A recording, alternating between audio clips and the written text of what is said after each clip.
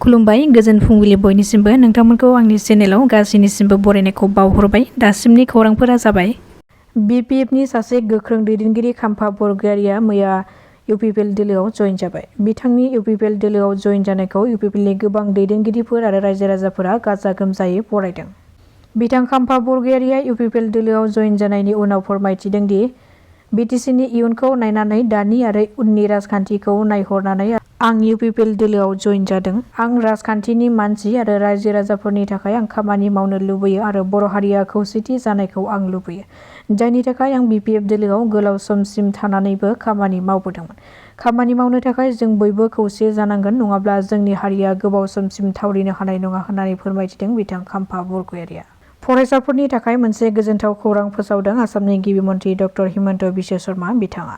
आसाम सोरखारनिफ्राय फरायसाफोरनो स्कुटि होनाय बिथांखिखौ लानानै मोनसे गेदेर खौरां फोसावदों गिबि मन्थ्रिया।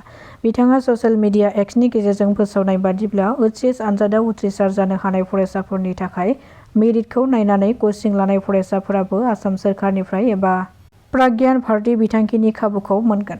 नाथाय फैगौ सोलोंथायारि बोसोरनिफ्राय फराफारियाव मुं थिसननाय फरायसाफोरनोल' प्राज्ञान भारती बिथांखिनि थाखाय आरजाथावै मानिनाय जागोन होननानै फोसावदों गिबि मन्थ्रिया। फोरमायथिनो गोनांदि बे फोसावनाया कचिं लानाय फरायसाफोरनोबो बे खान्थियाव माखासे सोलायनाय लाबोनायजों लोगोसे गंसे स्कुटिखौ होनाय जागोन होननानै फोसावदों। गावनि फरायसाजोंनो देहायारि सोमोन्दो लाखिनायनि अजद बरपेटायाव। फरायसाजों देहायारि सोमोन्दो लाखिनाय फोरोंगिरिनि मुङा शफिजुल हुसेन। मिथिनो हानाय बादिब्ला थांनाय मंगलबारखालि 7 थाखोआव फरायबाय थानाय 13 बोसोर बैसोनि सासे फरायसुलिखौ दुथां आखुनि फोरोंगिरि शफिजुल हुसेनआ फरायसालिनि साबि नागिरनाय फावजों गुबुन सासे फरायसालिनि जोहै फरायसालिसिम लिंहरो आरो फरायसाखौ रावबो गैयिनि खाबुखौ लानानै बेबादि मुगैथाव खामानिखौ मावदोंमोन। बे जाथाया स्रोङाव फैनाय लोगो लोगो नखरनि सुबुंफोरा दुथां फोरोंगिरिनि हेंथायै सरफक पुलिस थानायाव एजाहार होयो।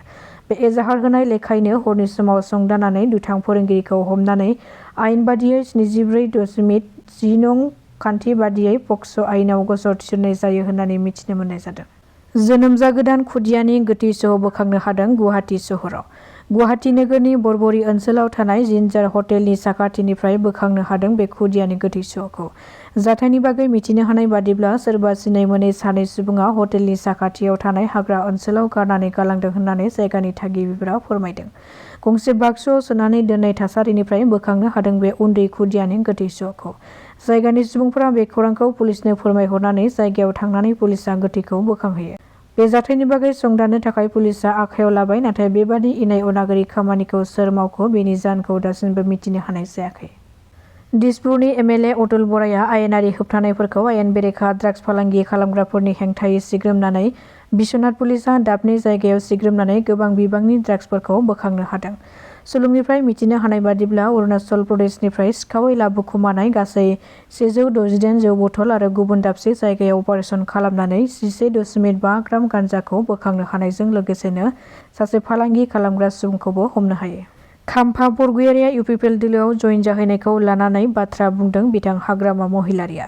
बिथाङा फोरमायथिदों दि प्रमद बर' आरो जों सानैबो सावरायलायनानैसो खाम्फा बरगयारिखौ डेपुटेसनाव इउपिपिएल दोलोआव हरदों।